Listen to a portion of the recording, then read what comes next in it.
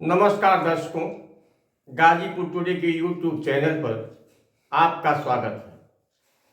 पंजाब और हरियाणा के किसानों ने महीनों पहले घोषणा कर दी थी कि स्वामीनाथन कमीशन की रिपोर्ट लागू करने और एमएसपी के लिए वह एक बार फिर दिल्ली की तरफ रुख कर रहे हैं। आज 13 फरवरी 2024 को पंजाब और हरियाणा के किसानों ने जब दिल्ली बॉर्डर पर एकत्र होना शुरू हुआ तो पुलिस ने उनको रोकने के लिए जबरदस्त इंतजाम बहुत पहले से ही कर रखा था। आइए, दिल्ली में प्रवेश करने वाले किसानों को रोकने के लिए पहले दिल्ली पुलिस ने, अर्धसैनिक बलों ने पानी की बौछार छोड़ा, इसके बाद आंसू गैस के गोले छोड़े। आइए, आगे की वीडियो में आप देखेंगे कि पंजाब के किसान शंभू बॉर्डर पर जब पहुंचे तो उनके ऊपर आंसू गैस के गोले छोड़े गए। पुलिस और किसानों में पथराव भी हुआ। आगे की वीडियो में हम आपको दिखाएंगे। समाजवादी पार्टी के सुप्रीमो अखिलेश यादव ने इस पे नाराजगी व्यक्त करते हुए क्या कहा है, आप उसे भी सुनेंगे और देखेंगे। वहीं कांग्रेस नेता रणदीप सिंह सुरजेवाला ने सरकार के या प्रशासन के इस कृत्य पे अपनी क्या प्रतिक्रिया दी है, आप उसको भी देखेंगे। हाँ, एक निवेदन है, यदि आपने गाजीपुर टुडे के यूट्यूब चैनल को सब्सक्राइब नहीं किया है तो आज ही सब्सक्राइब करें और बेल आइकन को दबाएं। धन्यवाद। वर्ष 2021-22 की तरह एक बार फिर दिल्ली और पंजाब के किसानों ने स्वामीनाथन कमीशन की रिपोर्ट को लागू करने के लिए और एमएसपी निर्धारित करने के लिए पूर्व निर्धारित 13 फरवरी 2024 के कार्यक्रम के अनुसार दिल्ली की तरफ अपने विभिन्न ट्रैक्टरों के साथ कूच करना प्रारंभ कर दिया। इसके तहत दिल्ली पुलिस और अर्धसैनिक बल भी किसानों के हुजूम को रोकने के लिए जगह जगह बैरिकेडिंग और चेकिंग अभियान जबरदस्त रूप से चला रहे थे। इसके बाद भी किसान अपने ट्रैक्टरों के साथ भर कर दिल्ली के शंभू बॉर्डर की तरफ बढ़ने लगे। पुलिस ने भी किसानों को रोकने का भरसक प्रयास करती नजर आई, लेकिन इसके बाद भी किसान अपने रूट मार्च से, प्रदर्शन से नहीं डिगे।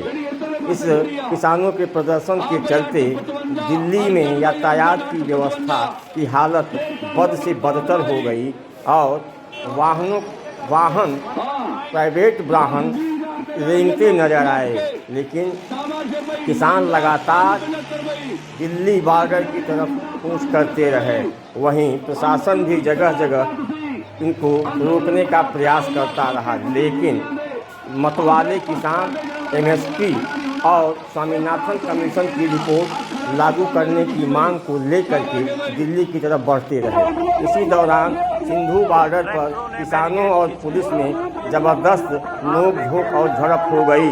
किसानों की संख्या को देखते हुए पुलिस ने पहले तो उन्हें समझाने का भरपूर प्रयास किया, लेकिन फिर भी जब किसान नहीं माने तो उनके ऊपर वाटर कैनन का प्रयोग किया। वाटर कैनन के बाद भी जब किसान नहीं माने तो फिर पुलिस ने मजबूरन आंसू गैस के गोले लगातार गन से और यहाँ तक कि आसमान से ड्रोन से भी गिराने लगे, जिससे बड़ी संख्या में किसानों में भगदड़ मच गई।